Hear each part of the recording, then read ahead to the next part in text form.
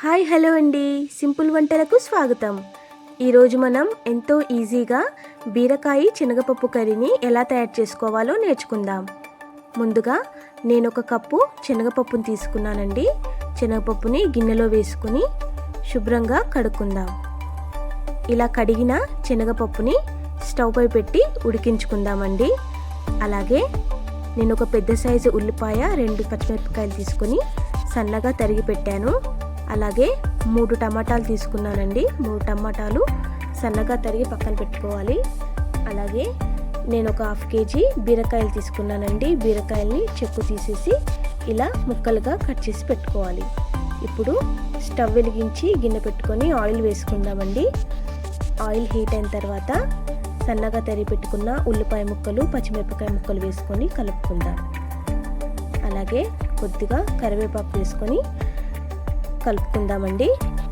ఉల్లిపాయ ముక్కలు వేగిన తర్వాత మనం ముందుగా కట్ చేసి పెట్టుకున్న టమాటా ముక్కలు కూడా వేసుకొని ఒకసారి కలుపుకుందాం. ఇప్పుడు కొద్దిగా పసుపు వేసుకుందామండి. అలాగే తగినంత సాల్ట్ కూడా వేసుకొని ఒకసారి కలుపుకుందాం. టమాటా ముక్కలు మెత్తబడేంత వరకు మూత పెట్టి ఉడికించుకుందామండి. ఓకేనండి, టమాటా ముక్కలు ఇలా మెత్తగా ఉడికిపోయాయి కదా. ఇప్పుడు మనం ముందుగా కట్ చేసి పెట్టుకున్న బీరకాయ ముక్కలు వేసుకొని ఒకసారి కలుపుకుందాం.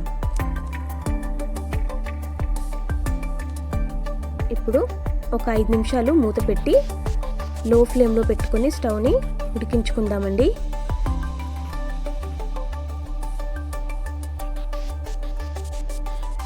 ఒక 5 నిమిషాల తర్వాత బీరకాయ ముక్కలు బాగా ఉడికిపోయాయి కదండి. ఇప్పుడు 1 టేబుల్ స్పూన్ కారం వేసుకుందాం. కారం వేసుకొని బాగా కలుపుకుందామండి. ఇప్పుడు కొద్దిగా వాటర్ వేసుకుందాం. కొద్దిగా వాటర్ వేసుకొని ఒక 2 నిమిషాలు ఉడకనిద్దామండి.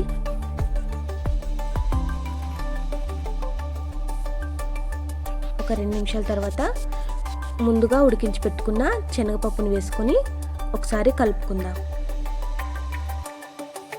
ఇప్పుడు మరో 5 నిమిషాలు మూత పెట్టి ఉడికించుకుందామండి. మంటని లో ఫ్లేమ్లోనే పెట్టుకోవాలండి. ఓకేనండి, ఇప్పుడు కొద్దిగా కొత్తిమీరను వేసుకొని ఒకసారి కలుపుకొని మరో 5 నిమిషాలు మూత పెట్టి సన్నని మంటపై ఆయిల్ పైకి వచ్చేంత వరకు ఉడికించుకుందామండి.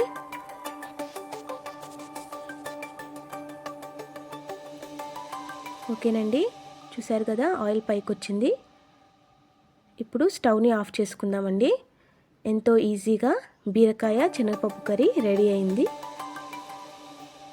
ఈ కర్రీ రైస్లోకి కానీ చపాతీలోకి కానీ చాలా బాగుంటుందండి.